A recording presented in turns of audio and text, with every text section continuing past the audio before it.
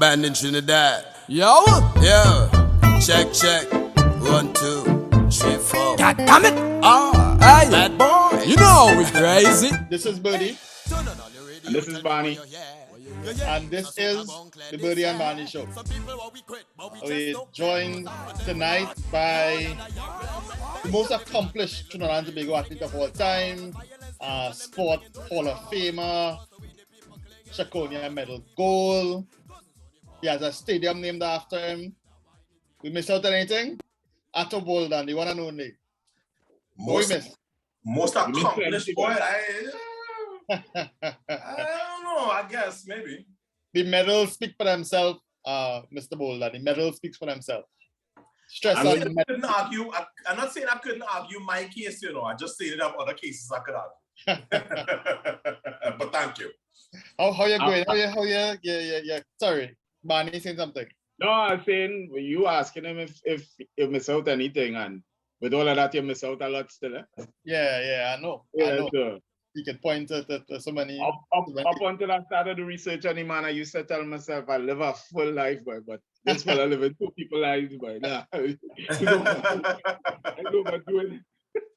Yeah. By the way, Ato, I noticed you're also a qualified pilot.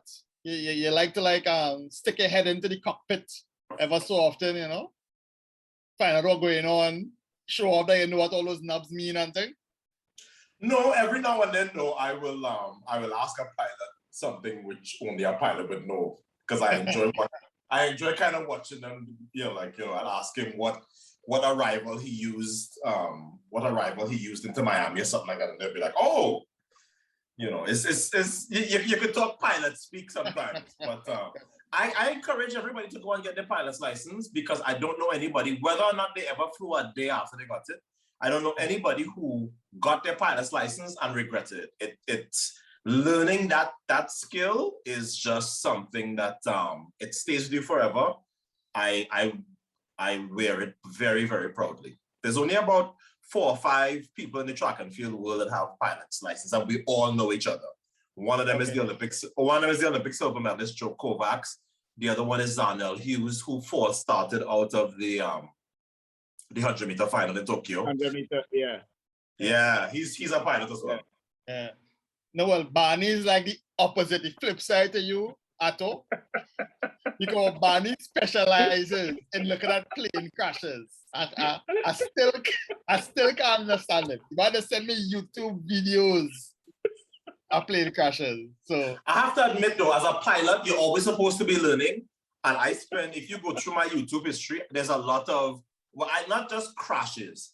I will watch the documentaries and the little the NTSB reports and everything. Right. That guy's a pilot with way more hours than me. How could he have made that mistake? Yeah. You understand? Ato, I watch it because I tell myself, but first I used to watch it to frighten my wife. When we go to travel. But really and truly, since I'm small, I have a love for planes. Never got to the stage of taking my pilot's license. I never even thought about it, because I know, see Paul and Go Paul, them 2 fellas and the luck. I don't know which one is which, but I know which one is mine. So I go on the ground there with that. I'll let somebody else plan. Worry me as a budding pilot, Barney. So I like you buckled up in the passenger section. No, but the thing about it is I watch all of those. I am fascinated by the errors, the simple errors that causes a lot of lives to be lost and accidents and that sort of thing. Because a plane, if you ever really got into it, Lasana, which I know you never did, a plane is one of the safest pieces of machinery that man has ever built, because of the number of redundancies that are in place. So for you to get into mechanical problems is a series of events that have to be so perfectly or imperfectly aligned to get you into trouble. And but the final thing is that's not the number one killer of pilots. No. The number one killer is pilot error. CFIT. Yeah. Controlled flight into terrain, yeah. But hey, I told just now, we have a man here who just barely hanging on to this conversation. But my last thing is this. I look at those shows because I always tell myself, if one person survive in that crash, it is going to be me who's going to be on TV6 telling people why I still here. You understand? If it have one person surviving, because I know all you have to do is me. It ain't gonna work, but you could fit in the black box, that what you're saying? you're an idiot, boy. That's what I'm saying. You're an idiot. The only person boy can fit into the black box.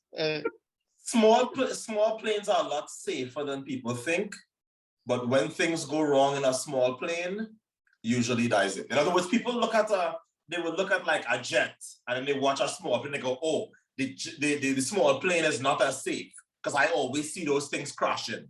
And I'm like, really? Do you always see them crashing? Because it goes back to human nature, right? Nobody ever says, I don't get in that car because I'm afraid to death. Your chances of dying in a car going around the corner are how much 1,000 times higher than getting in any small plane. But we are conditioned to we remember. Yeah, I remember the last 5 crashes around here. Yeah. This guy, it's spectacular. Yeah, I mean, he went down in flames in a neighborhood at North Perry Airport, which is the closest airport to me. So yeah, it's funny. We kind of suspend logic when it comes to flying. A lot of people, you know. Well, my not to carry this on too long and then end it now, but my reasons for not going in a small plane different. What are they? In case something goes wrong, there's not enough people dying for them to remember you. So your crash is them 2 fools there, boy. Now when you go down in Air France flight 477. Is 100 and how much, 200 and so much souls missing. I go be remembered. So that's my take on it. That is it. Sounds very much. The exact opposite is true. If it's JFK Jr., they will remember that because it was he flying the plane and it was like 5 of them. I am sorry, I'm not in that ilk, so nobody's going to remember me there. But remember Air France 477, and somebody go say, "Hey, Shep, he was on that plane," and that is how it will go down with me. Interesting logic. Interesting logic. As fascinating as all this, what arrival it shows and thing for the flight. I mean, the problem with media is that I am a little bit far from the cockpit. You see. You know, first class, you stretch your legs and you can kick the pilot, you know, by mistake. But I am media too, just remember that. I am media too. I'm gonna tell the stewardess, I wanna have a word with the pilot. I don't know. That might be going out so well. That don't work again. When the pilot start to go to the bathroom, just be like, go and sit down. They don't play with that at all. So back to the track, Ato. Tell me, what accomplishment? You know, we called a few out there. You can probably say something that we may have left out that is special to you, or generally, you know, in your career. What was the most special achievement you had, and why? I would like to say that it is you know, winning TNT's first world title. But there was so much relief in that race because of how badly the 100 had gone. I never got to enjoy it. That is Trinidad and Tobago's first world title. It's still our only world title in a conventional sprint. But the truth is the one that meant the most, the one that like even now gets me emotional thinking about it, is that 2001 World Championship 4x1. Right, you're talking about 16-year-old Darrell Brown, 17-year-old Mark Woods. I think Darrell Brown is still the youngest sprinter to get a world championship medal because of that. 16-year-old Darrell, 17-year-old Mark Burns, and 19-year-old JC Harper. I think I was 26. I was the old man. So skip the 200 because I knew my hamstring wasn't going to survive the rounds of that. And basically coached and captained that team to a world championship silver. And I think back to, okay, so we got silver in 01. We got a medal in 05, I believe, silver or bronze. By 2008, that team wins the Olympic gold medal in Beijing after the disqualification of the Jamaican team. You can trace that gold medal back to me kind of looking at the 4x1 and saying, this cannot be right, which is why it amuses me so greatly in the past week or two when this Facebook post that I put up sort of, I mean, I held back. I held back on what I wanted to say on that Facebook post because I want to make sure that it is not coming off as some like crazy person having a rant. Because it knew the Burdie and Barney to right. So I mentioned that, I said that to say that when people, I mean, I knew what the reactions were going to be. Why Ato don't hush him out? What he ever do? Blah, blah, blah. It's like, if you take away my running career, I have actually coached Team TTO as an athlete, because I was the coach of that team, and anybody who was on that team will tell. On the men's side, we have a silver from Worlds. On the women's side, I was the one that coached that women's team in 2001. So in 2015. So I find it very amusing to see the people who are now saying what Ato ever do for Trinidad and Tobago, like since he retired or whatever, because I have been very active. I've also gone and gotten an entire relay plan completely funded, but that's another story. So that relay moment in 2001 in Edmonton is probably the most important thing I did, because it was a question of looking, I had already had 6-7 medals by then individually. And this was me saying, yeah, but what can my legacy be? And I think my legacy can be this 4x1. Okay. That's very interesting. Manny, you saying something? Yeah, not only that, because it was interesting to hear Ato go through that thought process of which meant the most to him, because I remember him back in the day saying that the 4x100 result was the most important to him. Feeding off of that, the 4x100, I can't remember exactly which Olympics it was, but that was the first time Trinidad got to a 4x100 meter final. We didn't medal. We finished 7th, but it was the first time we got to a final. So that's another feather in your cap there. Yeah, so again, that was us paying our dues. So in 01, we get the silver. In 03, Darryl Brown is injured. I don't think we make it to the final. I remember being very emotional about that because I felt like we have to be in the final every year. So 03, I know we didn't make the final because I remember like crying my head off about it. 04, we get to the Olympic final where we finished 7th. These are all paying our dues, and then by the next Olympics we have the gold. So it does take a while, and it is why when you see me kind of going off, it is genuine hurt. That women's team that got the bronze medal in 2015 should have had the same kind of run like the men. And instead, it kind of fell victim to what you saw me write as coaching roulette. There's a policy within the N3As that whoever becomes the coach that year, whoever they decide, whoever partner they have to, whichever club they have to satisfy, and whichever head coach of which club has to make the trip that year, the relay gets completely turned over to him. So in our case, which is fine, but here's why that can be bad. In 2015, we run it the way that myself and Doc Hippolyte decide we're going to run it. That team gets bronze. The next year, they bring in another coach, I believe it's Ian Carter. And he then decides, okay, no, I don't want the relay to run that way. I want to switch it based on what I think my sensibilities, which is fine. The problem is that team collectively calls me on FaceTime from Rio the night before the race. They're like, Ato, we need your help. I'm like, what's going on? Because I wasn't the coach then. Yeah. They say, yeah, we don't want to run this relay this way. He don't know what he's talking about. I was like, have you all told him this? They're like, no, but he will understand. We run it the way we ran it last year. And I am thinking to myself, my God, they're going to run in the Olympics in an order they have never run before. They actually managed to get 5th. So that team, without practicing it the right way, the way that they were going to run in 2016, they get 5th. The year before, they get 3rd. That team should have contended for medals the same way the men's team did. but they never got a chance because that's when I started to say, okay, 3 of the 4 women live in Florida. Can you all organize some kind of something for practice? Because that's the team that, that can be, they can be a medal threat every year. Like, nah, that's an Ato idea. We don't want to do that to the detriment of the team.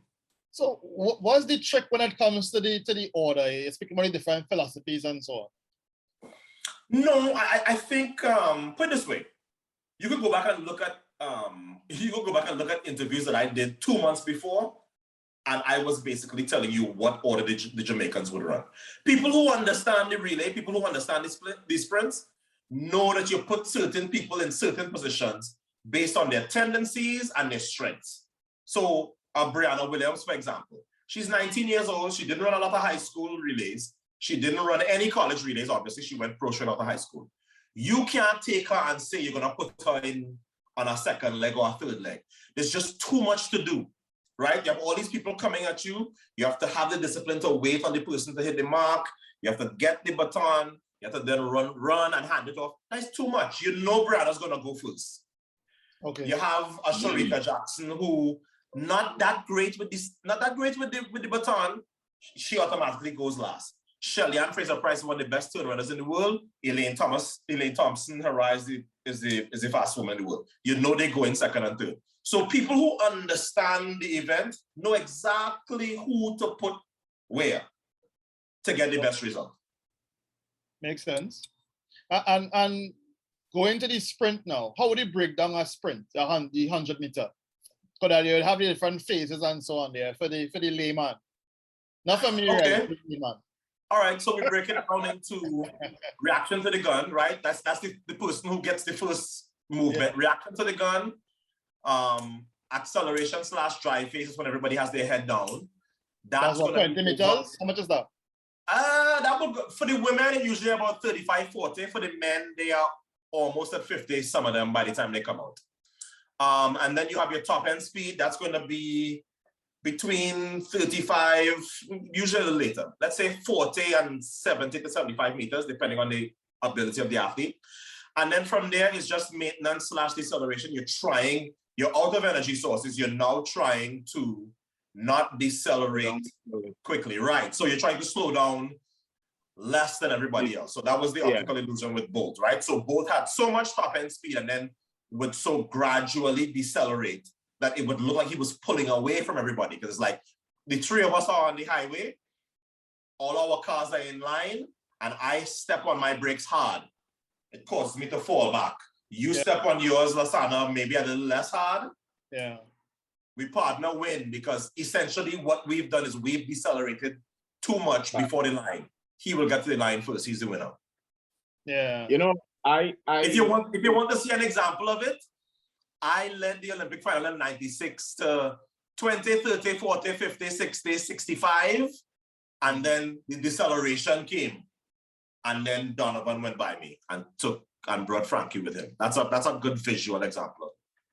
It's interesting to hear this. I never knew that existed.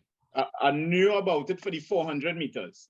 I've always heard runners talk about that for the 400. I knew that you reach I knew in the 100 that you got a top end speed, but I thought that the distance between then and the finish was so short that the deceleration wouldn't show or wouldn't factor as much now.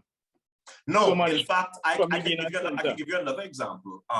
Brianna Williams, for example, she's 19. She knows the drive phase well. She doesn't have the sprint endurance just yet to get all the way to the finish line. So even the Jamaican trials with the 3 women who would eventually win the Olympic gold, silver, and bronze, she led all of them to 50, 55. Because she can react with them, she can accelerate with them, but she doesn't have the top end speed yet, and she decelerates quite quickly as a 19-year-old. That's kind of the process while you're learning the event. Mm-hmm. Let me ask you something, Ato. The deceleration has to do with strength, maintaining your top end, or decelerating slower than everybody. It's technique. If you have bad technique, you're going to decelerate slower.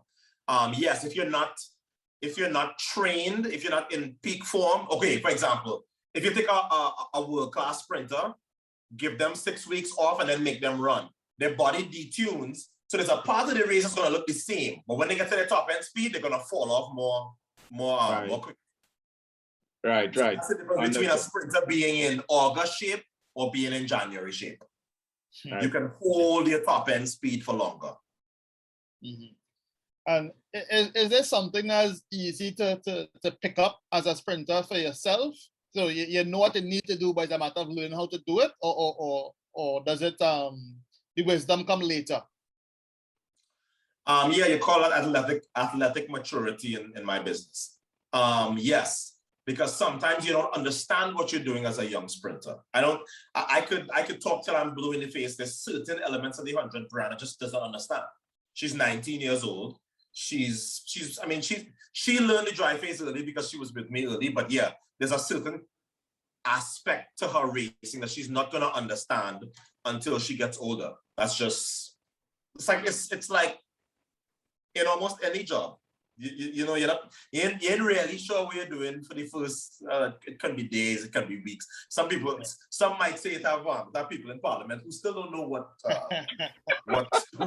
their job is. It's like that for sprinters too. It takes a while for you to understand what it takes to execute a sprint.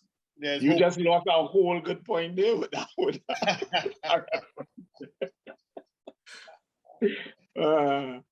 Ato, for yourself, when did you fall in love with track? You remember? I could give you the actual day. Okay. I was at home, and I ran in Trinidad, not with a whole lot of success. I always say I was like good enough to be 8th best on the which means you would get last. So I'd make the final and get last. I distinctly remember Fatima Sports, them calling my name. Ato Boldon, please report to the start of the 100 meters. And I was like, I'm not going to go and get last now. Against Bob and them. Right. Right. Adrian Bob, who's like a man-child. Yeah. I fell in love with track and field the summer of 1991. I had just finished high school. I've been running. I was like 3rd in the state of California. That was only my 2nd year running track and field. Mm-hmm. And I turned on the TV and it was Mike Powell versus Carl Lewis in the greatest long jump competition ever at the World Championships. That is still the world record 30 years later. In fact, he's having a celebration.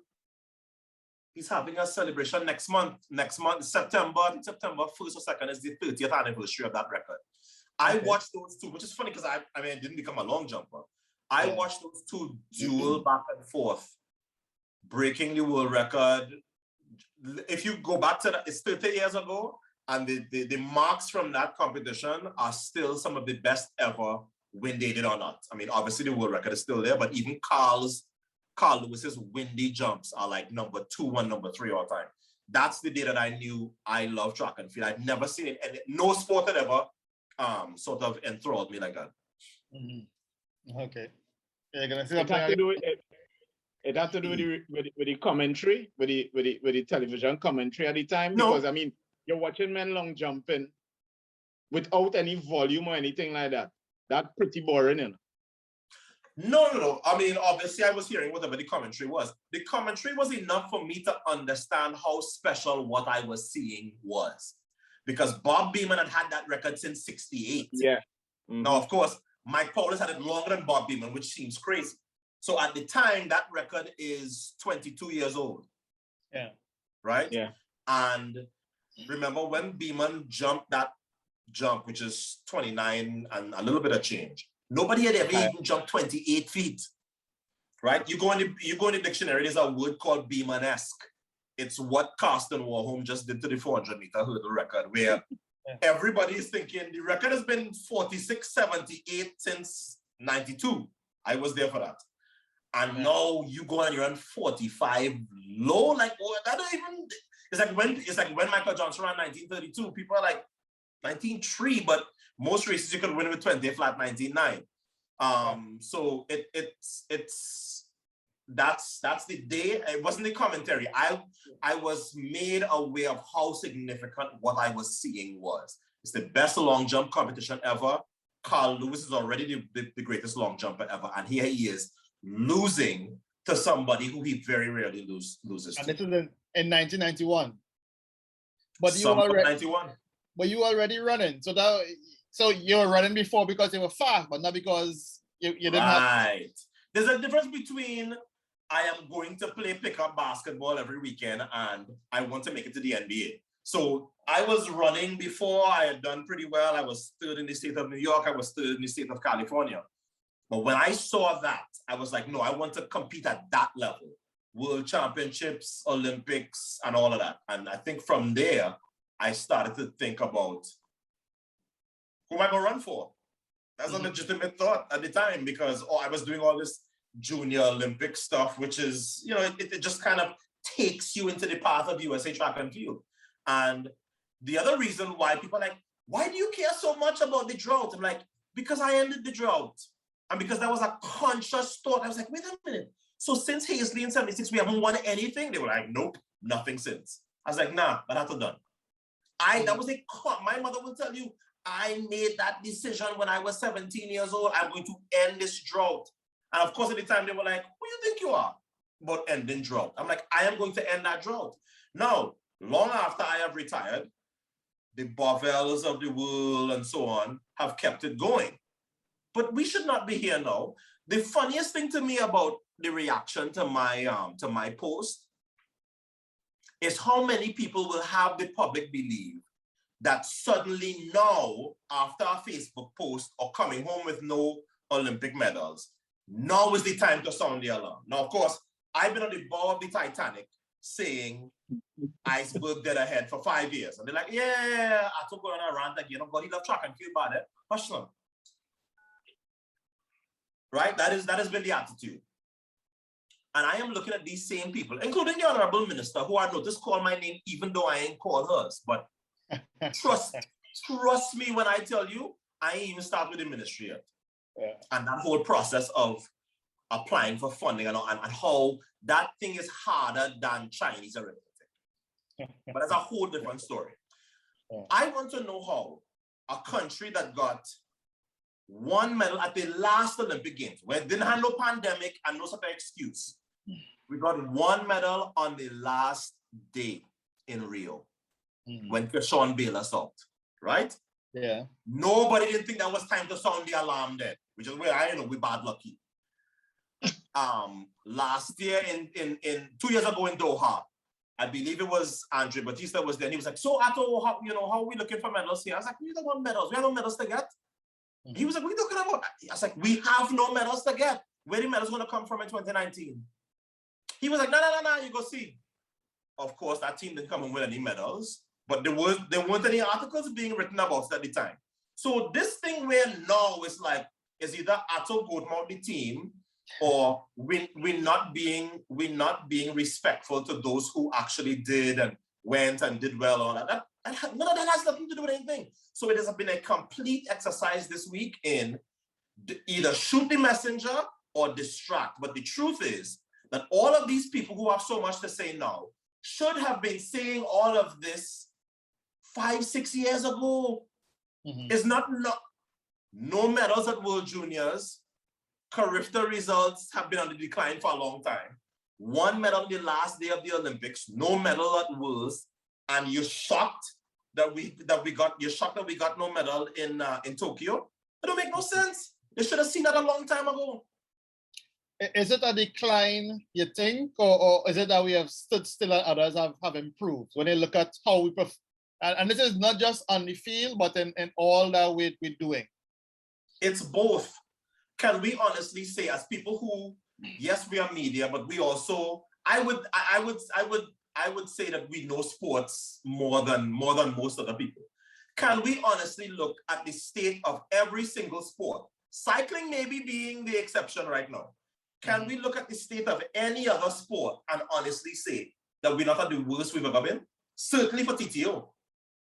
Yeah. Well, football, is there any doubt? No. Okay. Table tennis, I don't have to ask. I know Ryan Chop. Name the sport. So yes, of course, track and field are going to have the spotlight on it because track and field has won the most Olympic medals. So of course, they're going to take the brunt of it. The cycling team did very well.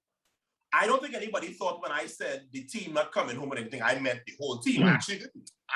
My focus is the track and field team. I don't know nothing about cycling. I know that people said, oh, the cycling team will shut you up because they're going to get medals. And I went, great. That ain't going to help the athletic team, but good for them. I would love nothing better than we have another Bovell and the cycling team kind of save our behinds on the second to last day. I was actually looking forward to that happening.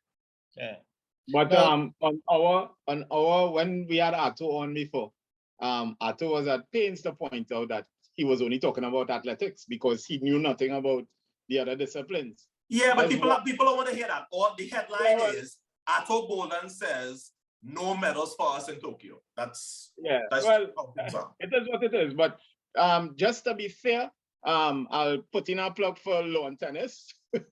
Lawn tennis actually in a better. What did the Olympics, Barney? No. Ato said for any sport in Trinidad and Tobago. Okay. His argument stood. I'm just saying, and I agree with him. I'm just saying that tennis, where Trinidad tennis has raised itself to the level where Trinidad and Tobago is the only person in the Latin American Caribbean region that can certify coaches and that sort of thing. They have raised the bar. And very good. Good for them. So the other 30 sports. Right. So the other 30 sports, football, rugby, table tennis, badminton, athletics. So all the other ones, though, we agree. I in 100% agreement with your brother. And let me not even talk about football now. Let me keep this conversation. Oh God. No, don't do it. I want us not to do it. Let me stay with the track and field and keep the conversation going. Well, I want to get an aneurysm here. I told the TTOC president, Brian Lewis, suggested that this is just a stage in the metamorphosis. And, pointed out that, well, we didn't get any medals in 92, but a certain Ato Boldon was on the up, You see any similarities here? You see any, you were 18 years old in 1992. But I think of that. Listen, I understand that Brian has his job to do, even if his job is to put a good spin on this. And I'm not saying it's spin. Maybe he believes that, or maybe it's spin. I'm not 100% either way. But what certainly in my sport, the things that I would look to and say, Brian is right, because I can see blah, blah, blah coming through the pipeline. Apart from Tyra Gittins, right? Mm-hmm. And people don't like to hear this because we've become now a sports fraternity of we just going to make up numbers, or it doesn't matter how you perform. And I don't know where that came from. I was asleep when it happened. The Olympics is not about going to participate, no matter how much documentaries they do about it. There are other levels for that. The Olympics is about going, doing your best, and winning medals. Mm-hmm. Period, point blank. You could spin it however it is you want. Mm-hmm. Yeah. But going into Barcelona, though, for you, where did that fit into your development as an athlete? You set up essentially a year before that. You really, started setting the sights higher. What did that mean for you at that point in time? You train more seriously. Talk to me about that period in your career. My Olympic failure in 92 was one of the most important things that ever happened to me, because at 18 years old? Oh, no question. I'll tell you why. In 92, I run 10.22 seconds. That's about number 20, 21 in the world. I'm only 18. So I'm like, wait a minute, I'm 18 years old. I'm in the top 25 in the world. Okay. But I get a little overconfident and I go to the Olympics, not training the way I should have. I was out in the first round in both. And just kind of Trinidad and Tobago being what it is, the headline in the Guardian was read, Boldon flatters to deceive. And I thought I have always been very thick-skinned, But you write that article about an 18-year-old first-time Olympian. That's why when I was very specific, I made no critique of the team and their efforts. My critique was, what are we doing to realize that, to make sure this doesn't happen?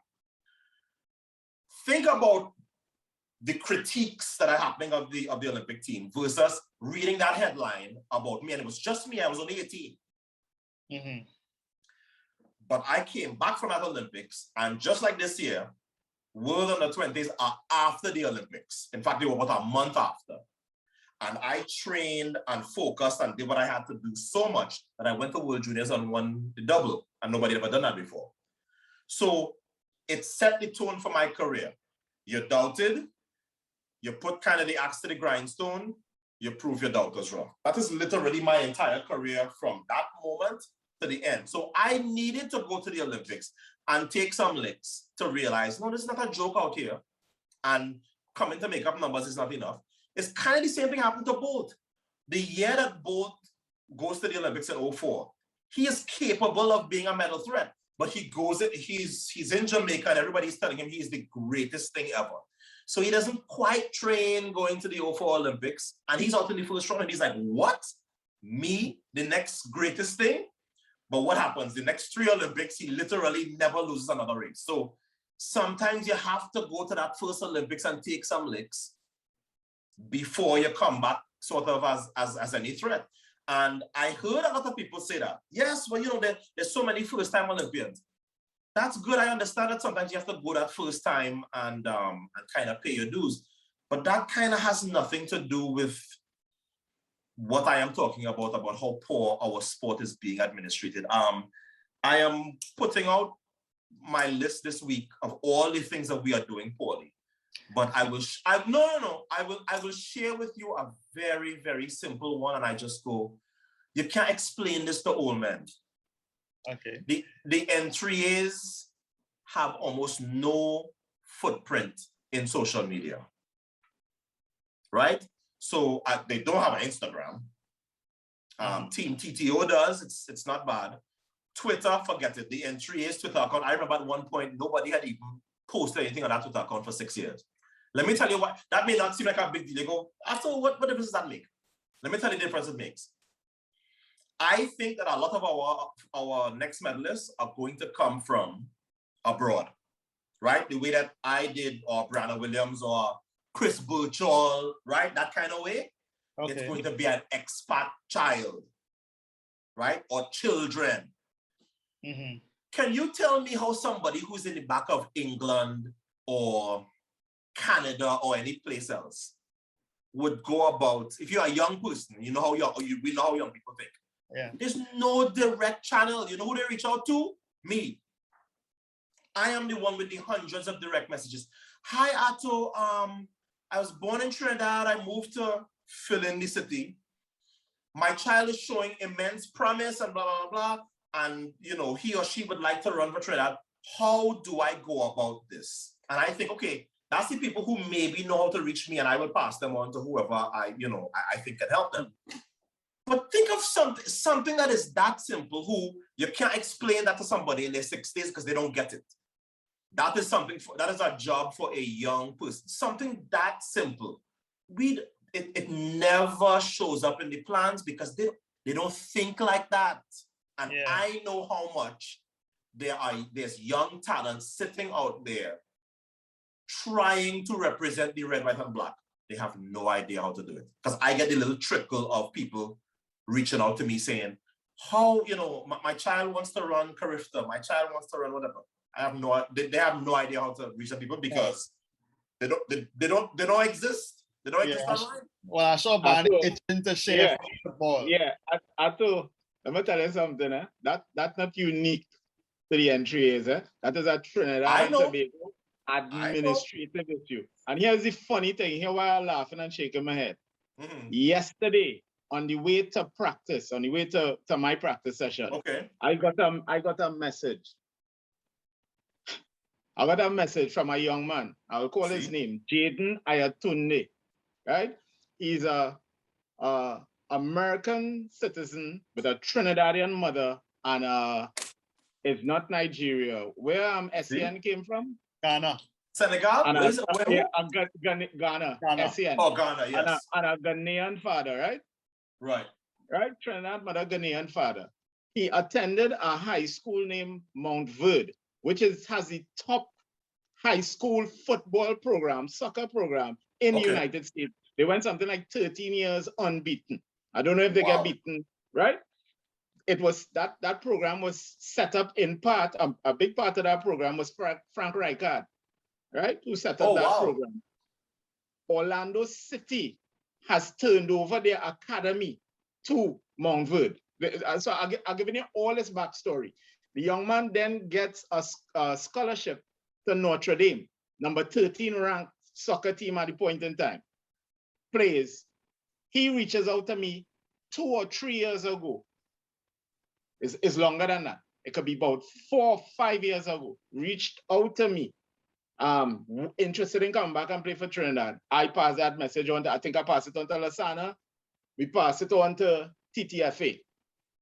The manager of the under 20 team at the time, because the boy was 18. So the young man is trying to get in contact with them. I've put him onto them. And he is messaging me parallel and saying, but nobody in responding to me.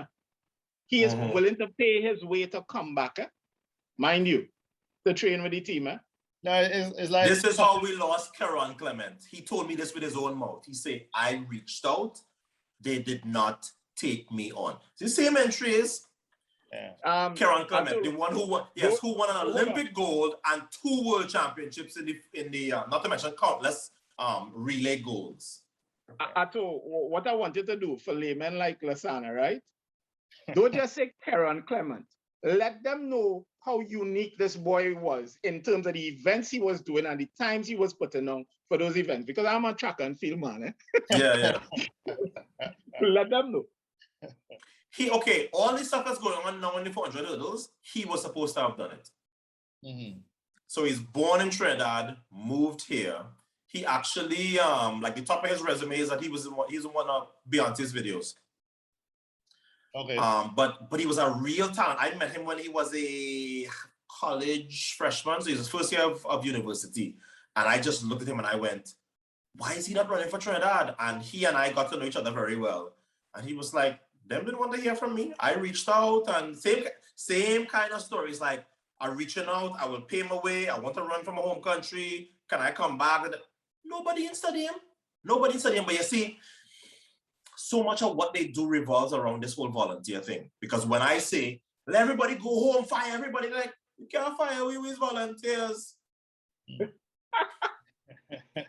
But Ato, what's your story yourself? Because you migrated pretty young and so on. What was the in terms of not only getting into the system to run for Trinidad, but also I suppose noting the difference between how things were done in America, where you really got serious in running, and then when you're back in the Trinidad setup kind of thing. What was it like?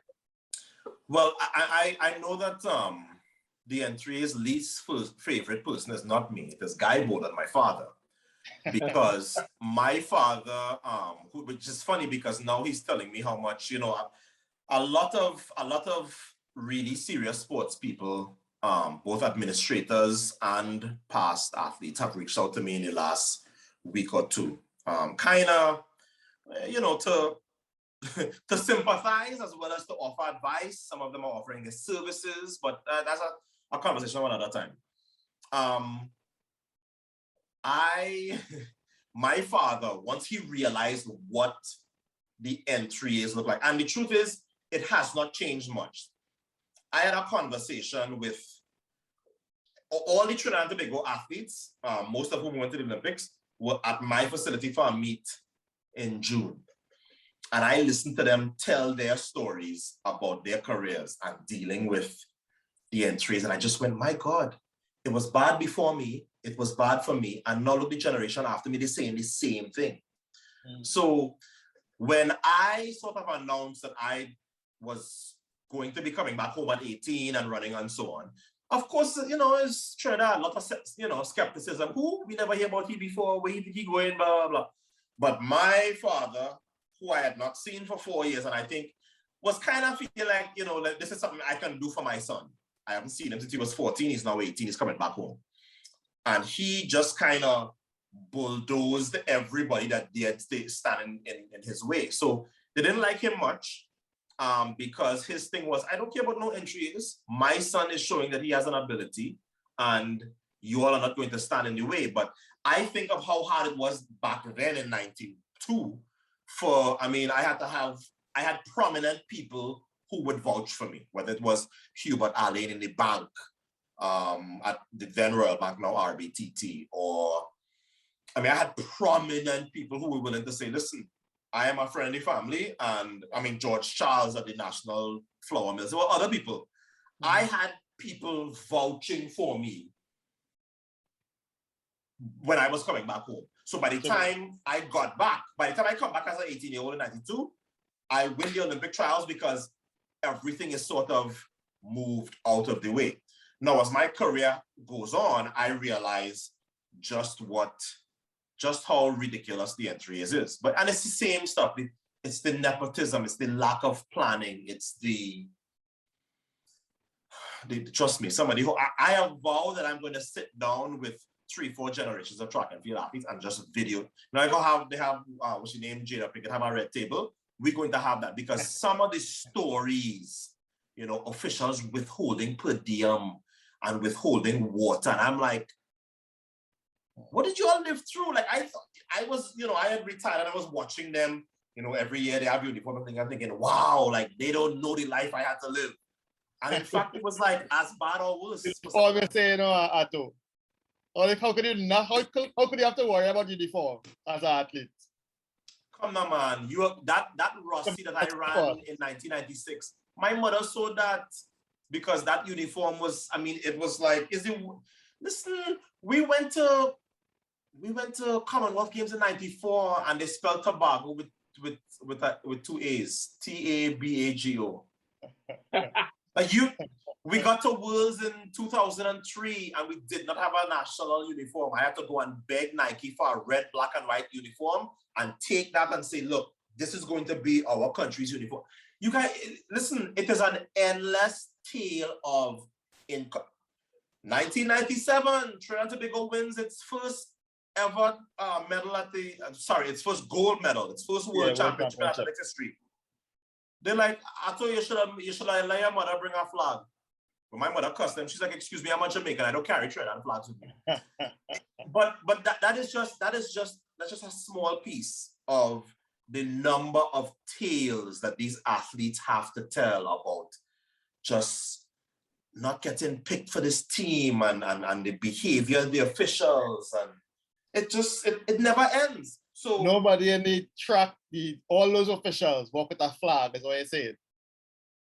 There is no picture of me in 1997 with a flag. You see when that Jamaican 4x1 win that goal, it had 4 flags for Brianna to go over and grab the flags and hand them 1, 2, 3, 4. We don't exist on that level, so they must come or the man with the flag in there. So our history is marked with, there is 100 years after I got, there's Ato Boldon. He won the first gold medal for Trinidad and Tobago at the World Championships. Why doesn't he have a flag? Oh, I don't know. Some idiot at the entries decided he ain't bringing no flag that day. When you hear me talk about being amateurs, not planning, not thinking, not being smart, that's what I'm talking about. We don't operate on that level. We never have. And now it's that. Like you asked me before, is it incompetence or is it the rest of the world having caught up? It's both. Yeah. At least the flag was not upside down. Because I could only talk about one, and when you're talking about track, I hear in TTFA. that's what's going on. You're talking about track, but I hear in TTFA. Because I could draw the parallels. We just play a World Cup qualifier without a flag. We had to borrow a flag, and then they hang the flag up upside down. The wrong way. Well, you forget we had a uniform that had that didn't match the FIFA design. So the national team in a Gold Cup had to play with the training jersey. So yeah. Let's keep it moving. Let's not turn the show into TTFA. It will go nowhere.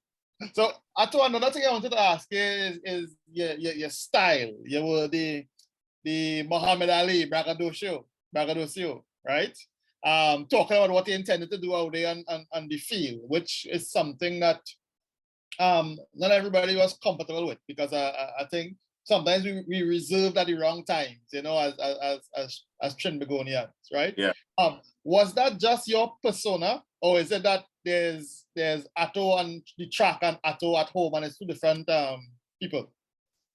Nah, I didn't have anything that I turned on like that. I look at where I am now as a coach, as an analyst, and I say to myself, yep, that was just that part of me coming out. I look back at some of my clippings every now and then, and it's not, I was very goal-oriented, so you always were going to hear the goal, whether it was to win an Olympic gold or to win a world title or to have the relay, win a medal, whatever. So I see a lot of public goal admissions and public goal setting. But I also hear a lot of, I am putting my goals out there. I'm not afraid to put my goals out there. Mm-hmm. So no, I don't look at that. I don't look at me now and say, oh, that's a put on, or that's a, no, it's not. Here's what's funny about your question. I remember in the middle of my career, somebody said something to me, and it was to the effect of, you know, some trainees don't like you. And I said, okay, why? He said, well, because you talk too much and you're confident. And I thought to myself, that is very, very interesting, because I always felt like I was as Trini as they came. You two Trinidadians, will you say that we as a people lack for being able to talk or being confident? Because I think that's two of the things we do very well. So I always felt like, wow, here I am, sort of a mirror up to Trinis, and they don't like what they don't like what they see being reflected back. And I'm like, I am a product of the country that raised me. And I think it's why I've been so unapologetic. Listen, I am literal living proof. Just be yourself and everybody else will come around. I remember when I first got on television, the Trini said, well, look how he just go and put on this fake accent, which I think is hilarious because I've lived here since I was 14. and the American said, who in the hell is this guy with this funny accent on our television, right? Yeah. Fast forward 13 years. The Americans now go, nobody else on television sounds like you. And I always know it's a big meet. When I'm flipping and I hear your voice, I stop, because I know if you are on there, it's a big meet. That's the Americans. Yeah. And now the Trinis, the parents are calling me for advice and saying, can you please explain to me how you made that transition from international athlete to the job that you have now on NBC? And I go, you live long enough, everything kind of comes back around. Well, one thing I is that Chinese talk a lot, right? But yes. I think Chinese have a chronic self-esteem problem. So Chinese, when certain people in the room, get very quiet, essentially. We don't make noise out there by those people around first. So people see. We make noise in the own yard. Yeah. You know, I remember having a conversation with Hasely Crawford. Mm-hmm. Back when you were in the prime of your career. And yes. And Hasely was saying, and it was big in the public, they did talk about Ato's talk too much, he liked to boast and this kind of thing. And yes. Hasely was basically saying, I'll be paraphrasing here, but he was basically saying, but all you are real short memory, all you forget me. He said, when I had won the Olympic gold and when I win the Trinity Cross, he said, I never used to leave my house without that gold medal around my neck or that cross pin on. And if 4 people pass me and ain't say, hey, here's you, Crawford, he said, the 5th person I stopping and asking him, you know who I am? And he said that sprinters and boxers, I remember this clearly. He said that sprinting and boxing, if at any point in time you say to yourself, nah boy, that man beat me, then stop. He said basically when you lose a race, it is something that you did wrong. You have to convince yourself you didn't execute something properly and you could correct it. Anytime you say, well, that man faster than me, boy, call it off. And it's the same thing in boxing, he was drawing the parallel. If you go in a ring and you going into the ring saying, but that man better than me and that kind of thing, yeah, it makes no sense. So, you know, hearing that from him, because I remember as a little fella, I don't know how I get it skewed, but coming up, seeing Hasely, to me, Hasely was the quiet giant, just running and winning. Hasely older than him, huh? Hasely older than you? You, I want to have a language. Hasely just turned like 72, Dre. What is that? What I said, Hasely just turned like 72. Well, same thing I said, Ato, I surprised. His birthday is like 2-3 years ago. Hold on. I said when I was a little guy, listen to me. I said when I was a little guy watching Hasely, a little guy coming up watching Hasely. But you see, English seems to have defeated you, Lasana. Now you're trying to lead Ato astray. But anyhow, that's a little guy anymore is what I'm saying. Sorry, go ahead. When Hasely was running against Steve Williams and Steve Riddick and whoever and thing down here, Hasely just used to run and win. This in my perception. So when Ato came along, Ato reminded me more of a Sugar Ray Leonard and these American fighters and things because of how he carried himself. But when Hasely broke it back down for me, you know, you had I ain't gonna doubt Hasely. You know what? It's a story I've heard him tell over and over. You know the difference is? I'm loquacious. Hasely don't have that bone in his body. So for me, you put some mics in front of me and you have a story. Hasely not a natural extrovert like I am. I've known him for 30, 40 years, right? Longer than that. So that's the first thing. The second thing is, so much of what I did was calculated. When I showed up on the scene, I realized most reporters didn't know anything about track and field. They could tell you football and cricket whole day. They could tell you darts. Track and field, we just who did we really have that in between kind of Hasely and me? I mean, I know we had the Ian Morrises and so on, but we never had that short sprinter to emulate or replace Hasely. And I think the media just kind of went, we could cover the quarter milers and so on, the Alvin Daniels and Ian and Delise and all those guys. But we don't really have to have a knowledge of the sprint. When I show up and I realize that there's no reporter who is capable of like covering it, you know, this is pre-social media, the way I would like, I take Kwame under my wing and I start to teach Kwame everything I know. And if you look, listen, you think anybody in Trinidad and Tobago knew what a drive phase was before I started to kind of put that in the local lexicon with Kwame? They didn't. Yeah. They didn't. So I taught TNT track and field as I learned it through Kwame. I could tell you, Ato, sometime with Kwame, a little girl walking with her parents, she tells her mom, look Ato Kwame. And I could tell you, we never let Kwame Lawrence live that down. Kwame took, you know what's funny?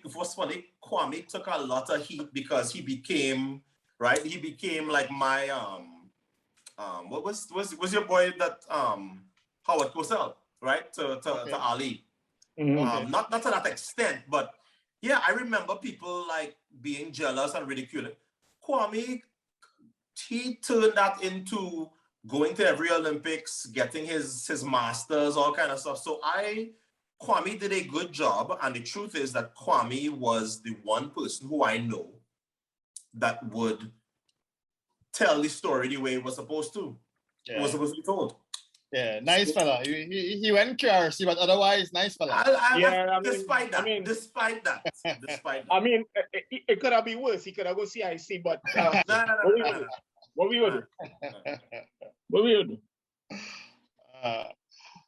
Something I wanted to ask Ato, you know. Ato, so we went from football to track. From track, I don't understand that next move, brother. I don't understand that one. Talk to me about that being a senator, wanting to come into Trinidad politics. Talk to me. At that point in time, I want to hold you by your head and shake you. But go ahead. Yeah. I listen. I truly felt, I genuinely, and Obama has said this. Every young politician thinks, no. I know it's a cesspool in there, but I'm going to go in there with my hazmat suit, and it's gonna be better for me being in there. And I knew months into that little sojourn,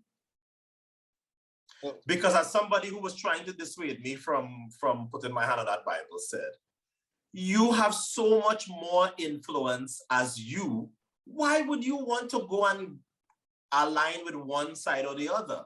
Because what it's going to do is everybody who's on the other side goes, you know, I used to like it, and look at the side he on. Now, I ain't like him again. So you're literally eroding your own support. What was it for you? What's that? What was it turn off for you when you were in there? What made you decide not for you? It's so much pretense. It's so much pretense, because I can give you a specific memory. I used to, you know, you see these people being emotional and demonstrative, and you know, I sit down in there and I tend to be a fairly trusting person. And you sit down and you watch this person, you go, that is somebody who they genuinely care. You know, that is not, you're not acting, that is not performing. That person genuinely cares. So I am the rookie in there. I don't, you know, I kind of learn it as I go. I notice that the chambers tend to get very empty around 6:50. Yeah. So I'm in there and somebody's on their feet, and you know, the president of the Senate is there, or the vice president, the case may be. And every Tuesday I am realizing, but the place empties out before 7. Yeah. So one time I decide, okay, I'm gonna look for the mass exodus after 6:30, and I am going to follow them.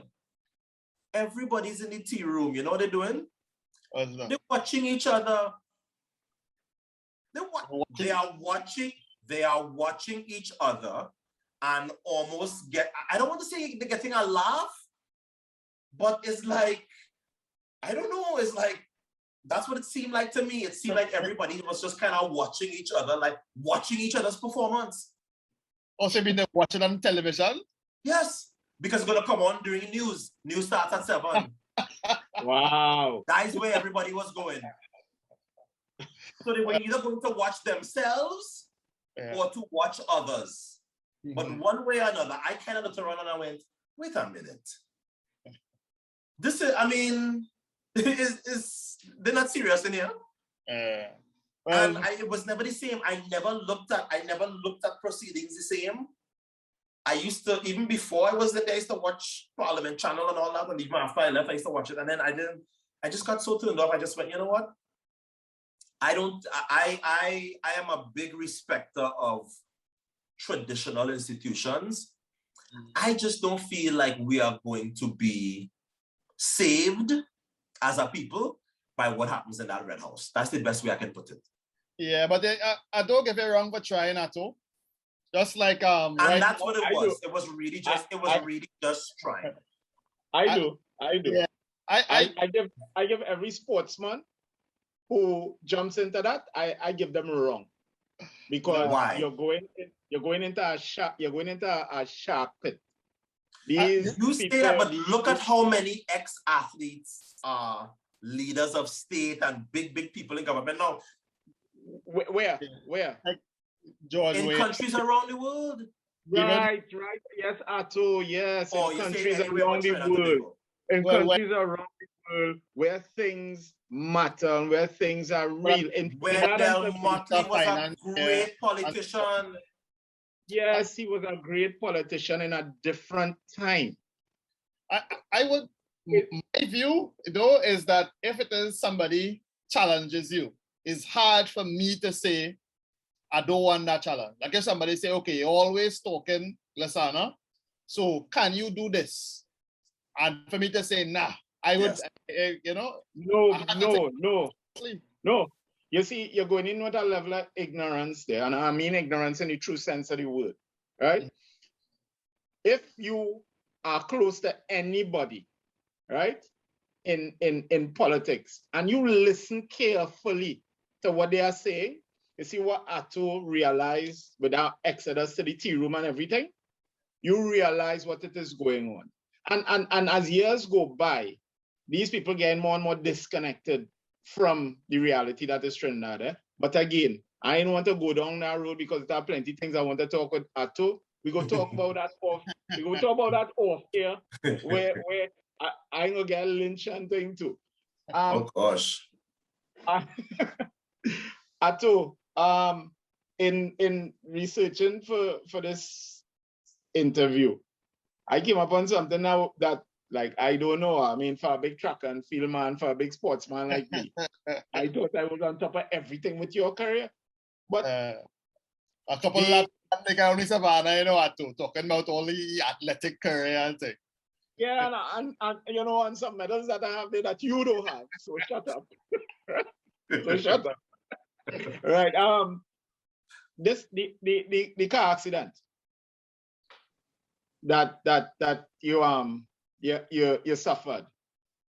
I read about the effect that it had on you in terms of a hip injury, but was that publicized, or I just can't remember it. I always remember my thing about you with your technique. I can remember you running on your right foot being slightly splayed. I think it's your right foot. And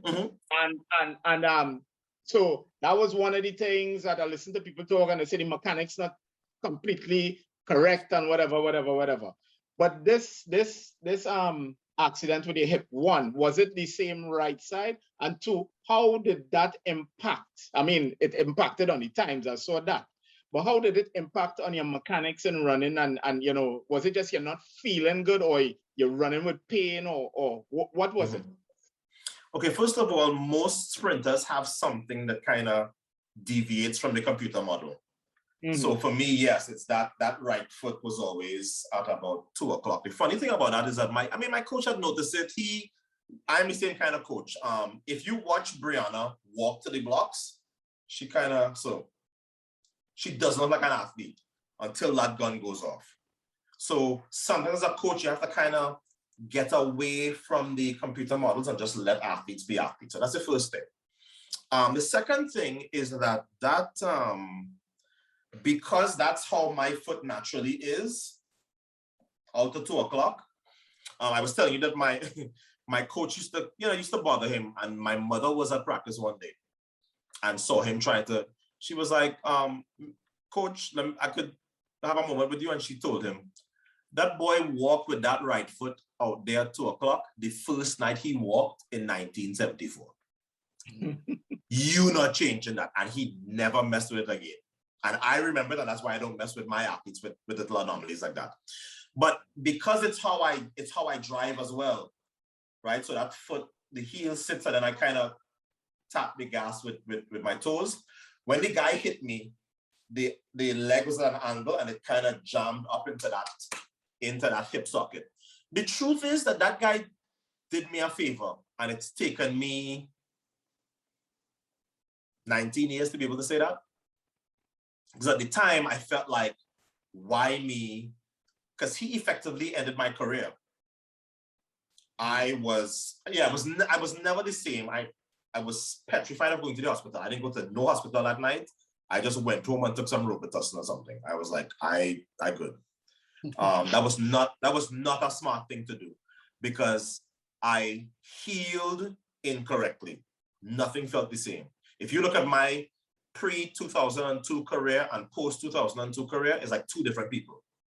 Yeah. Because that guy effectively ended my career because of how that impact happened and jamming that hip. That hip was never the same. So every time I got to top speed after that, it felt like, it's like you could straighten and paint a car, big guys out on the highway, and all of a sudden at 55, you feel everything doing this. Yeah. That's the best way I can describe post that accident. That part, that was kind of, it was very, very hurtful for me, the way how that whole thing played off, because here's somebody, myself, who, you know, I didn't drink. Right? Say again? You were like 28, right? It happened in 2002. So yeah, I was born in 73. I turned 29 later that year. Just seeing kind of how that thing played off, I never forgot it, because I remember, you know, just people, what have to do on the bus route? Well, I've had a bus route pass for like ever. I hear it was some girl in the car. I was in the car by myself, coming from dropping my father back home, from visiting my father at home. So to kind of see how the rumor mill kind of kicked up, I was like, note to self, just remember this energy. But it was, that guy did me a favor, because what it did is, it got me off of the trying to run as long as I can in track and field, and it got me on the figure out what you're gonna do next. So I was in this realm, the broadcasting and journalism thing, before everybody else in my era kind of were done with their careers. So it's like you reach to the store and it closed, but you're first in line. Since we're talking about tearjerkers, what about the letter to Maurice Greene? I read about this letter to Maurice Greene. Yeah, your old partner. Talk about that period in your career. That letter was written to Maurice Greene by me, but by the time it had gone around the internet 2,000 million times, it didn't look anything like the letter I actually wrote to Maurice. But it's, you know, it's on the internet, so it's on there forever. Effectively, that letter was me finding out. The New York Times published a story where they talked about the guy who was supplying drugs to the Trevor Graham camp, and basically the guy who was the person supplying all the drugs for Balco. Or the New York Times did an article about him shipping drugs to Maurice's house. It was actually to our coach's house. And I was basically confronting him and my former coach in an email. I think I must have hit like send to all. So that letter went to everybody who was on that, and must have been 200-300 people at that time. And somebody decided they were going to embellish a lot on that letter and put it out there. Because of course it was never meant for the public. But it's interesting, you know, with 20-something years of, almost 20 years of hindsight. If I had to do all over again, I would. Because it's when you realize that your training partner and your former coach, they were cheating you. Yes, exactly. The New York Times had DHL receipts of stuff going from Mexico to my coach's house. I'm like, how can you all explain this? It was a very, very dark time in my life. Let's just say that. Yeah. When you saw, go ahead. You go ahead. Well, I was gonna ask, when you saw, let's say the Tamar Williams situation at the last Olympics, you saw any comparison there, and you felt like you understood how she, you know, what she might have been going through? I think Tamar and I bonded over that. She and I remain friends. I think she is. I think, unfortunately, sports doesn't have the, it doesn't rise to the level I believe it should in our society. And I think that the Tamar Williams thing may kind of go away. I don't know, like, will history properly record what happened to her with Rio? I don't know that it will. I don't know that we take sports seriously enough, but that, you know, again, it, you know, but it goes back to my Facebook post and how, I think how poorly our sports administrators have done and how often they've been found wanting, because something reminded me of that situation the other day. And I went, oh my gosh, she's never going to get to go to the Olympics, ever. It's really, really sad. But yes, I felt for her on that. I knew exactly what that must have felt like. How is that relationship with Maurice Greene now? Does it still exist, or you all pass each other like two? No. It was very frosty for about 3 or 4 years. But I think one time heals all wounds. And I think because I view myself as the wrong party in that whole deal, I look at my life and I go, Ato, what do you have to be bitter and upset about? Do you have your Olympic gold medal? No. But you know a lot of Olympic gold medalists who don't have your life, who have not made this transition from one successful career. And, you know, now there are people talking about, well, you are a good athlete, but you're probably a better broadcaster. So I think because of things like, because of things like that, Maurice, who is from Kansas City, and I, of course, am a lifelong 49er fan. They met in the Super Bowl here, not this one, 2 ago. And Maurice came, he borrowed my car. He subsequently got it towed and broken into. But Maurice is still Maurice. Maurice and I are fine. And I think it's because, I don't know where the quote about forgiveness and how it's more about the person giving the forgiveness. I'm like, if that's what you all felt like you needed to do back then, I don't understand it, but it is what it is. None of us can go back and change 5 seconds ago. So Maurice and I are cool, and John Smith and I are cool. I remember Muhammad Ali talking about when he would make his predictions. You know, he's gonna win in 5 or whatever it is. And he said that before every fight, he was scared. Yes. He was scared that he couldn't live up to, you know, his talk, essentially. Which is so amazing, you know. You're talking about the greatest talker of all time. And I think that, I mean, God knows, my father is such a Muhammad Ali fan. I consume mass quantities of everything Muhammad Ali because of it. He really was out there with the predictions, because it was like, as you said, he wouldn't just give you, you know, that he would beat this guy, he would give you the round and all that stuff. I don't think I had that much to live up to. And I have to remind people every now and then, because somebody will say, well, you know, blah, blah, blah, and Ato, this and that and the other. I said, can you tell me my seedings for each of these Olympic races? Because in none of them was I the number 1 seed. In none of them, right? So in 96, I'm the youngest person in that final, right? I get to 200, we know how that ends. In 2000 in Sydney, Maurice is in that race, he's the number 1 seed.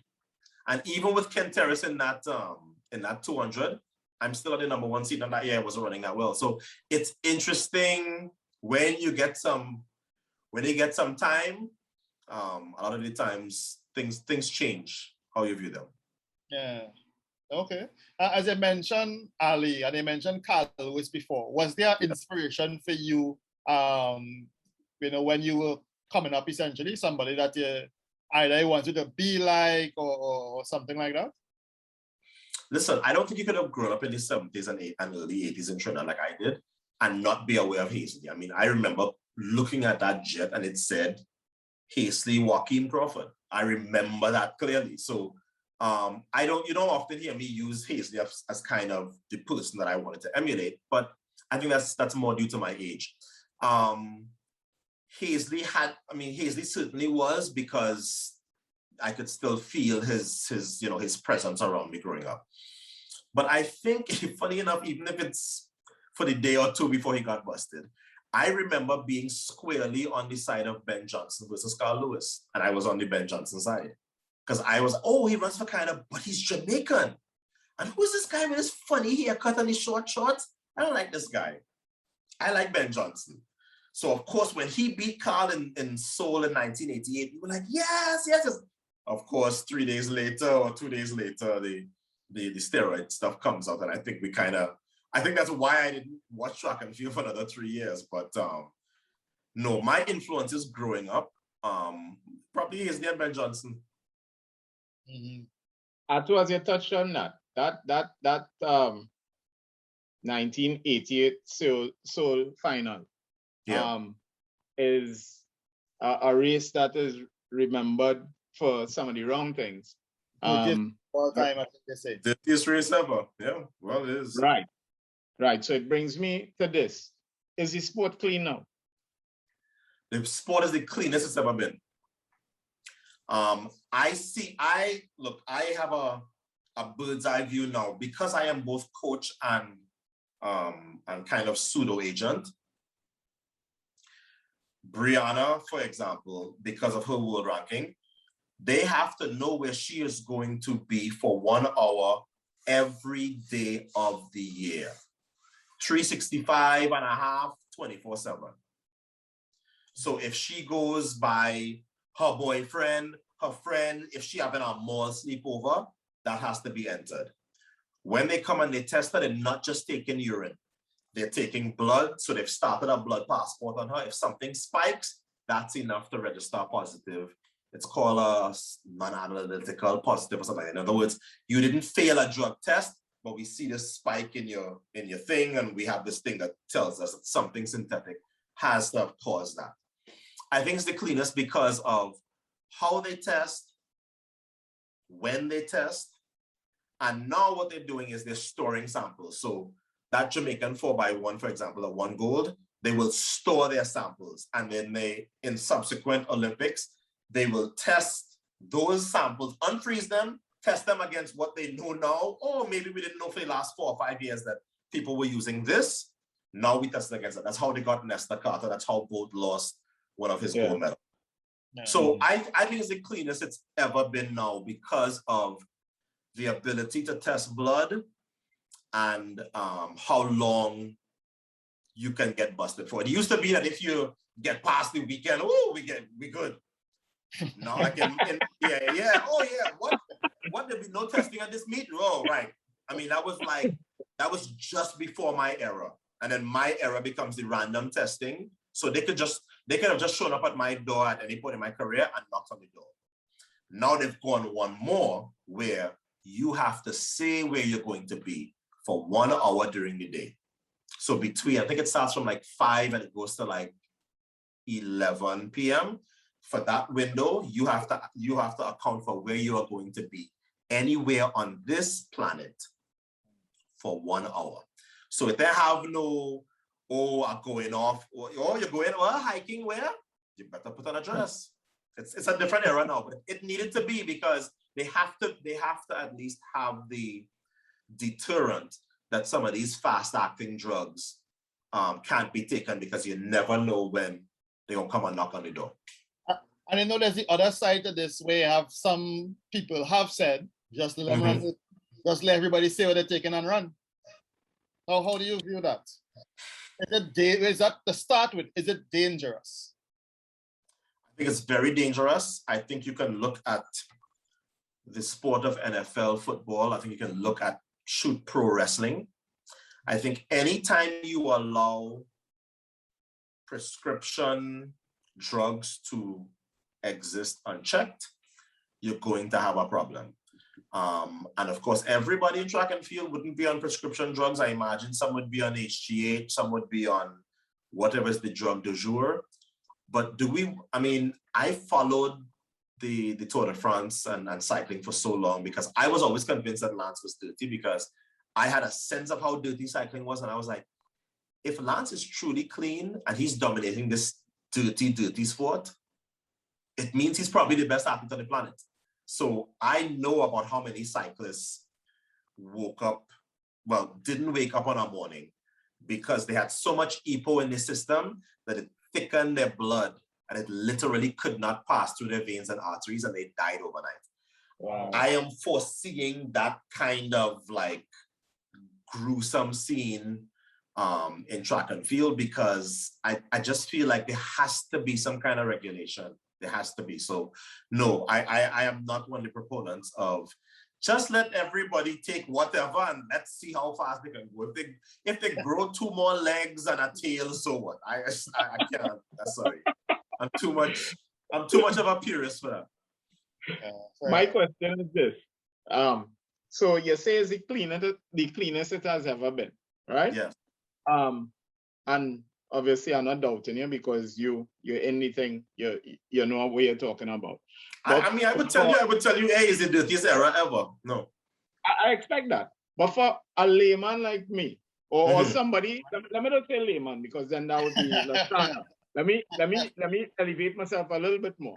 For somebody like me who loves sports, who would sit down and read everything I could read on sprinting, on this and that, and to understand, I got a level of understanding that Olympics coming up, Ato fastest time is, let me say, 9.86 in the 100, but in this meet, 8 months before the Olympics, he run 10:05. I know not to worry because Ato building to the Olympics. He wants to peak at the Olympics, be at his strongest. He working on things coming up there. He working on certain parts of his race. He working on building his strength, whatever, to peak for that.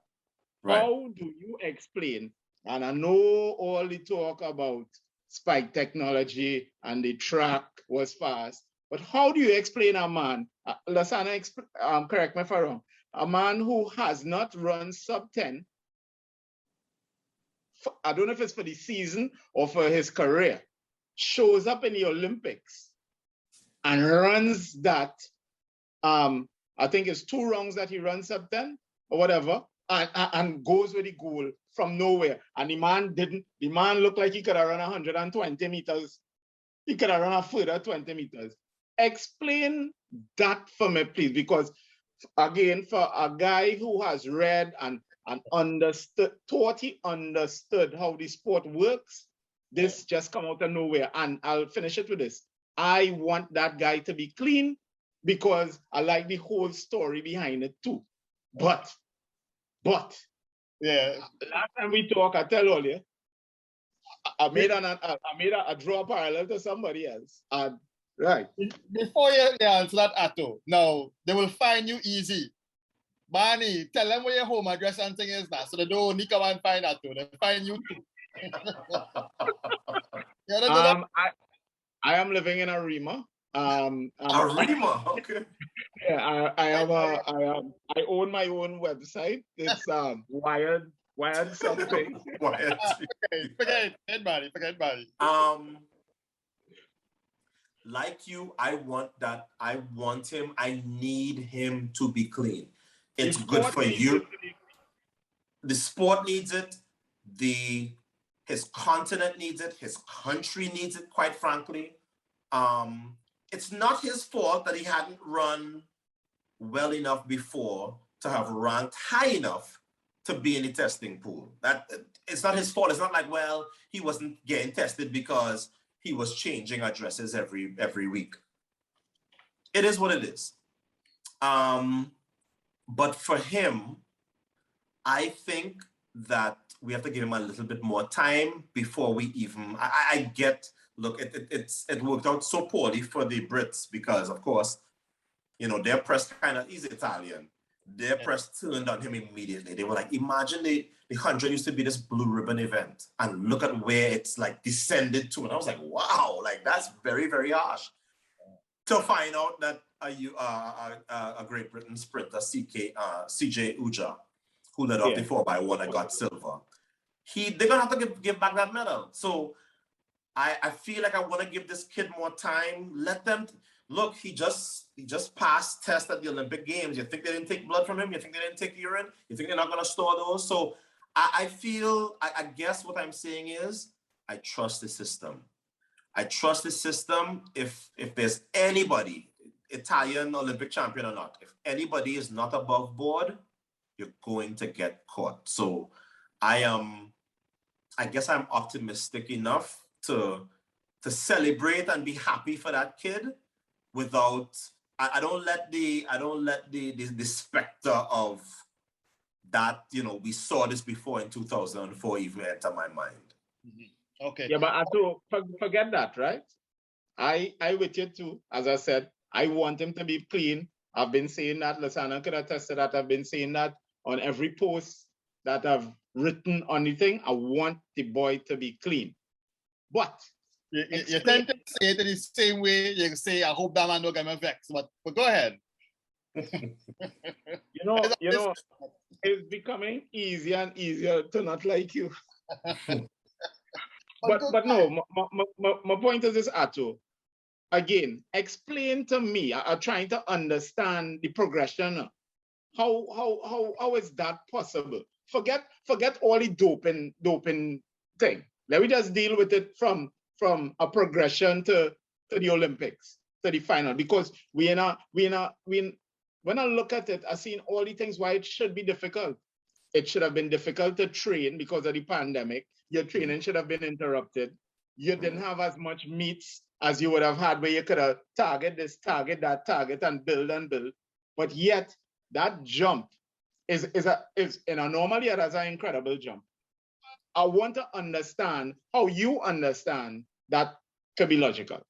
Okay. I know which one to start with. Okay, let's start here. I have heard people say this almost verbatim about Usain Bolt. Mm-hmm. Right? I didn't hear Caribbean people saying that because that is we boy. But right? Usain was from junior level. Hold on. Usain Bolt, that year he broke that world record. Went from 10-1 or 10-0, whatever. 10-0 to 9-7, 2, you know. 7-6, yeah. Right? That world record that he set in I was there. I call that race. That was the Reebok Grand Prix, May 31st. In New York. 2008. Yeah, it had a big rainstorm. It delayed us. Yeah, and then he came into that. Yeah. So people were like, whoa, how we go from 10-0 to 9? They were saying the same things, right? So I could give you a half hour of that. But let me stop you here.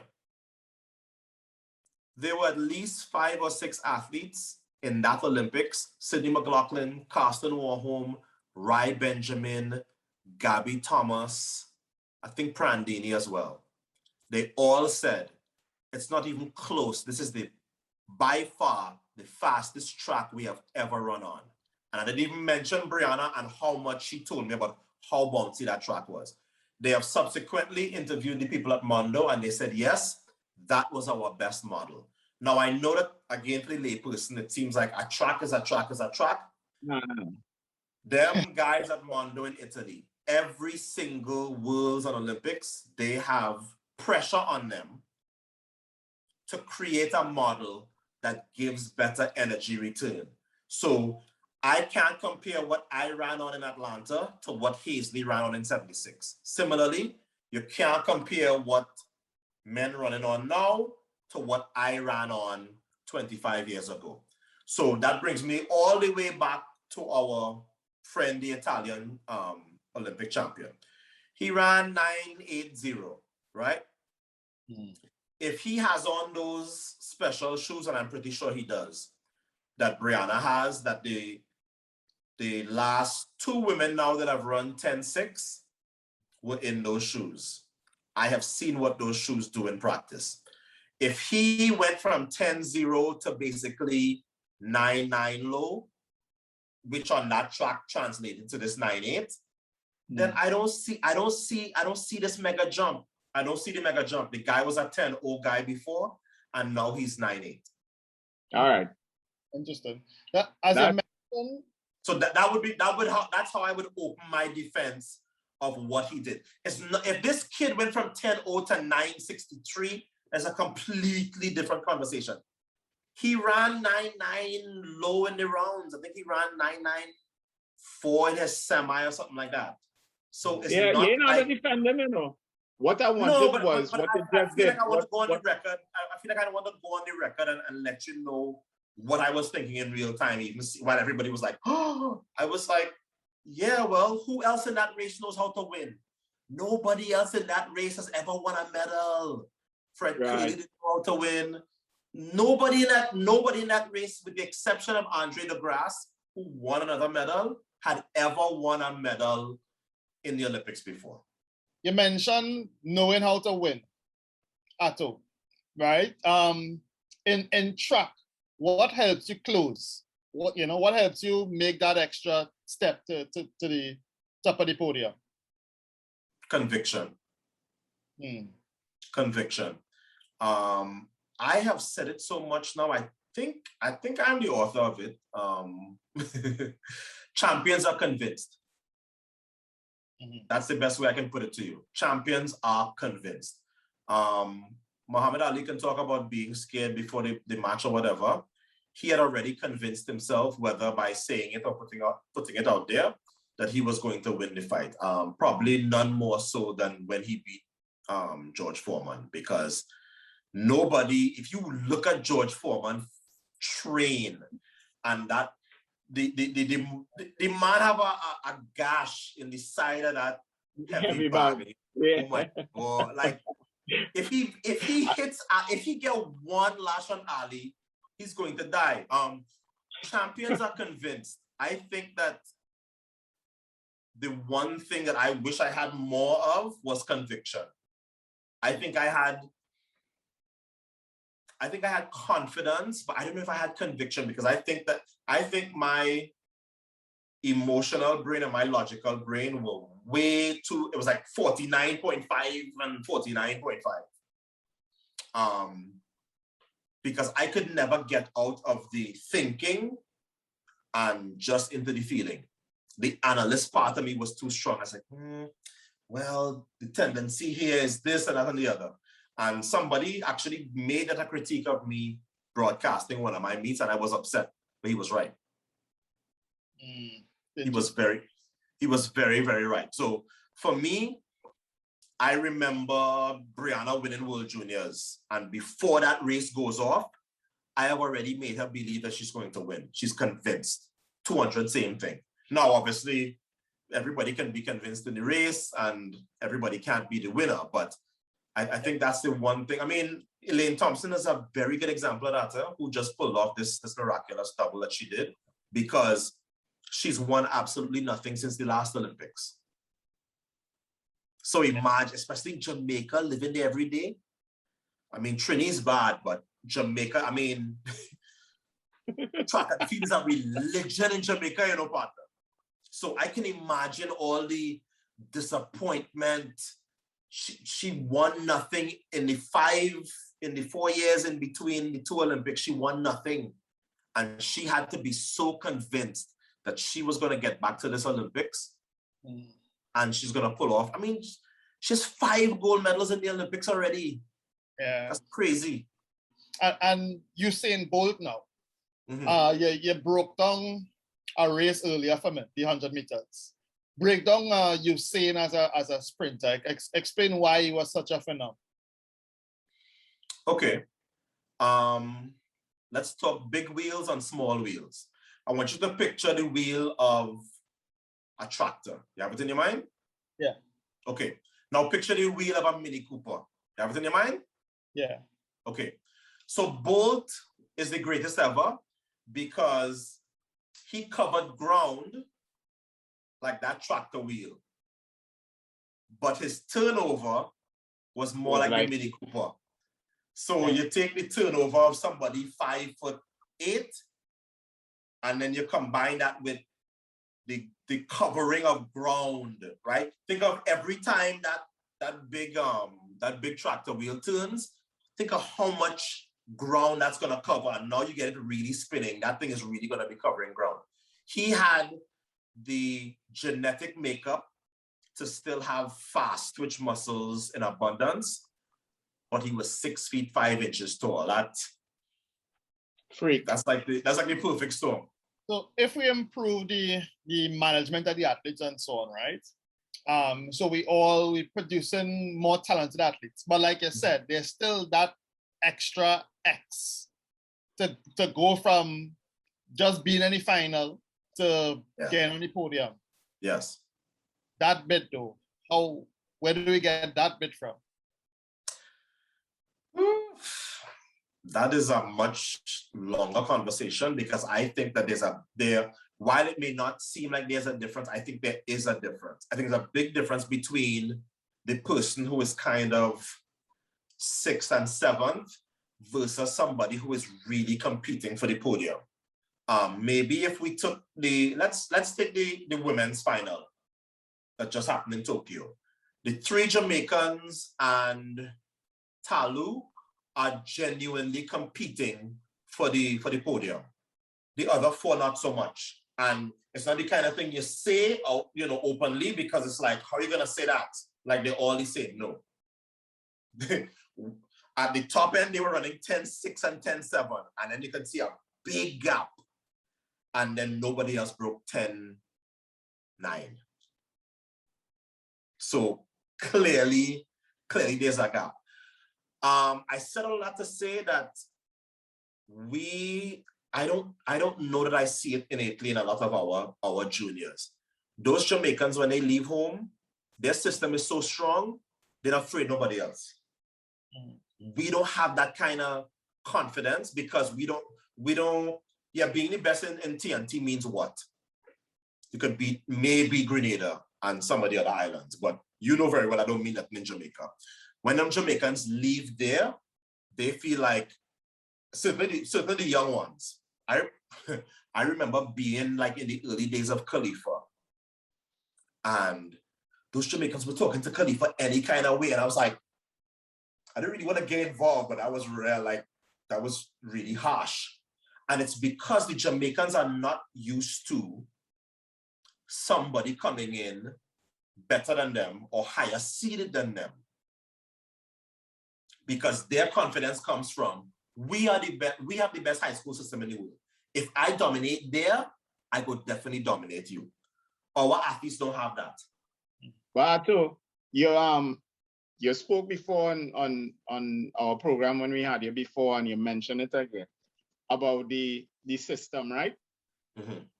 If I had a one and I put Ato Boldon in charge of rebuilding Trinidad and Tobago's track and field environment. Yes. I'm not just talking about the Olympic teams, I'm talking about the things that we need to do to get there. Talk to me. What would you do? I combine primary and secondary school sports nationally. Make it a thing of pride where yes, QRC coming to back the Royalians and CIC and Fatima as the case may be, right? I make it very lucrative. All you companies that make all this money here on these Trinbagonians, let's have some of it. Because you are literally sowing a seed into the future. I don't want to hear from the entries, and I don't want to hear from the clubs. Because if I make this a big deal, right, there's going to be so much talent coming out of here, I'm going to have a mini Jamaica. Bahamas saw what Jamaica was doing and said, okay, no club system. We are going to put some private sector capital into our high school system. Bahamas dominates us at Carifta Games. How is that possible? They have 1/3 of our population. Actually, less than that. I think, Bahamas is like 3 something. We are 1.3 or 4 now. So they have a significant number less, right? You have to make primary school and secondary school sports attractive. Whether that is an artist or whatever, a fet, whatever you do, it has to be all money. It has to be attractive to them. You cannot have it as they've been having it now on a Tuesday where everybody at work. It has to be something that everybody wants to come and see. Not just come and see. In kind of the way Jamaica, listen, I have been on planes with doctors and lawyers from Los Angeles. Where are you going? Oh, yes, me a KC boy. It's like, you want to leave it where you live to go champs? He's like, yes, because it's like a rite of passage. Every year, my wife and I go back and we go and we root for my team at champs. We have to start to build something that's going to leave a legacy where people will support it. Champs is 101 years old. So we from Trinidad and Tobago could go and see them 1,000,000 times and write a set of notes. We ain't putting nothing on the ground. Their thing is 100 years. That's why they've had the results they've had, because it got a chance to grow. We have nothing in the ground and we stand up so. Waiting on manna to drop from heaven. We are putting nothing in the ground. This thing of making your future Olympic threats based on the performance of the entry is failing us horribly. Horribly. So let's put it where at least we have some control. Because we have per capita, I am told, more coaching certificates than anywhere else in the world. That's what I'm told. Some of those coaches can coach the talent that emerges from this primary and secondary school sport thing, which, as I said, we are going to make into a big thing by hook or by crook. That's it. That is how I would start. So we're saying from the primary, secondary school combined, you would go to like those coaches that you say could coach emerging talent. That's like in a zonal setting or something like that. No. I am saying at school, because we go to all right. secondary school for such a long time that coach will have, that coach will have quite an extended time with you.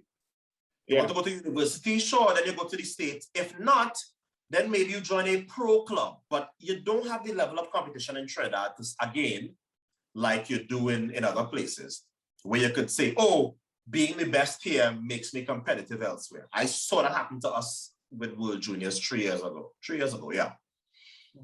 There were all these, obviously everybody who, at least one of the two, who were representing TTO in the World Under-20s. They were a national champion, a national junior champion. But our standard was so low below the world that, yeah, they were our national champion, but we had no finalists in anything. Nothing. I think we made a final in the relay. Nothing. Well, Ato, I'll have one more question for you. Thanks for coming out with us tonight. No problem. I want to ask, looking back at your career, if you had to pick one race, now we're talking an individual race, that you felt so good, so proud of yourself after that race, which one would it be and why? Commonwealth Games, 1998. Why? I was not sure I was going. I think Maurice might have said something to me like, oh, Commonwealth, that don't matter. And of course, to us, it does matter. And, but I think it bothered me more than I should have let it. And I was like, you know what am I really going to Commonwealth for? And at the time, the TTOC was like, of course you're going. Like, you'd be one of the favorites. Like, of course you're going. So then I went. And then here comes Frankie, and here comes Oba, and I'm like, wow, it might as well be the Olympic Games. The only person who is missing is Maurice. And then it wasn't a particularly fast track. It wasn't a Mondo track. It was just like a regular track. And it was into a slight headwind, and I ran, I think, the best race I had ever run that night. And it's still the record. Yeah. 23 years later. That is a real miracle. So next year, there'll be a Commonwealth Games, and I think it's in Edinburgh. Next year? Yeah, it's in England. It's somewhere in the UK. And yeah, we'll see if somebody finally gets it. But I never thought that 988 would last this long, but somehow it has. Yeah, it's my favorite race. Not from my career, talk about that. Yes, of mine, yes. I can't place the year, but it was national finals to select the Olympic team, however. He was 2004. An old man, probably. He was an old man then. And Mark Burns, Daryl. Yes. 2004 in the stadium. They swear it was a false start. Kester, yeah, the race was packed. And I rooting for the old man, but I ain't expecting it. And when the gun went off and you get it jump, I say, well, fellas, all you had to run real good to catch this man today, but. You know what's funny about that? Real good. I wrote a letter to myself. It's somewhere around here. And essentially it was because it's the first time it ever made me come back and do trials in my career. It was effectively the end of my career. It was my last year running. And I remember thinking, oh, you all think that this is going to be my funeral. I'm not dying today. And I decided that I was going to get the start of starts. So what's funny is that poor Darrell Brown's father probably went to his grave saying false start, because he was like, false start, false start, false start, false start. And if you look at the tape of it, first of all, you had Anil screaming his head off. Ato Boldon, Ato Boldon, Ato Boldon. He wasn't giving you much information, he was just screaming my name. It is such a perfect start that even the guys who have the recall guns, they're not shooting the gun because they're like, no, we were watching. He didn't jump. That was just as good as you can start.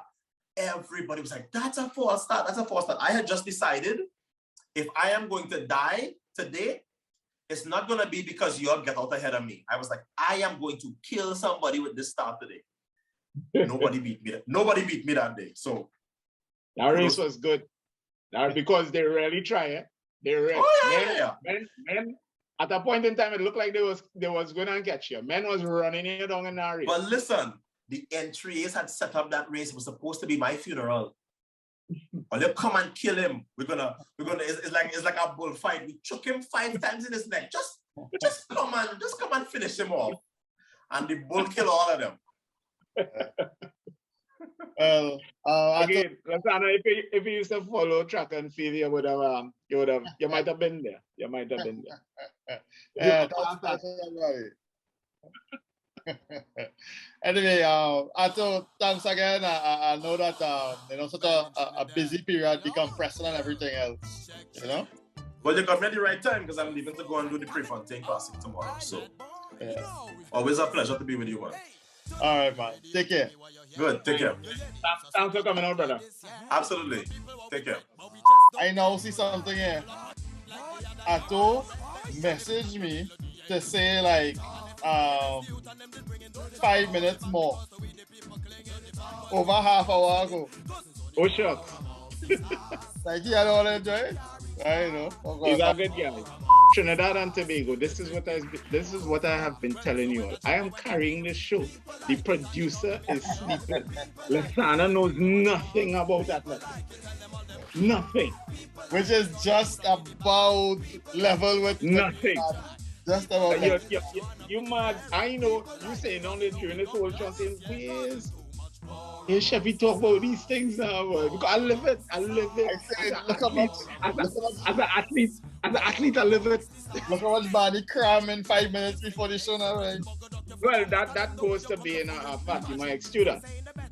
You could never live that. For Sheffy being able to talk on all these different sporting fields and things. What about a boost, boy? What about salary, boy? Look, let me go my way, yeah? What, man? What about salary, boy? What you can do for me? This is Burdie. How you doing, man? Lois said make no stupid child. An ugly child, but not a stupid child. Don't touch till you're smart sometimes. This is Burdie. And this is Barney. And we're out. You can't come with something different. You can't. We out of what? I lose all my kids. You had creativity. when Now they grab away the mic and forget the youth play. But carnival gone, everybody know a play. To go mix up the results in the rare. 4 months delay, so they can't get away. Now they tie a blue and Iowa in the foul play.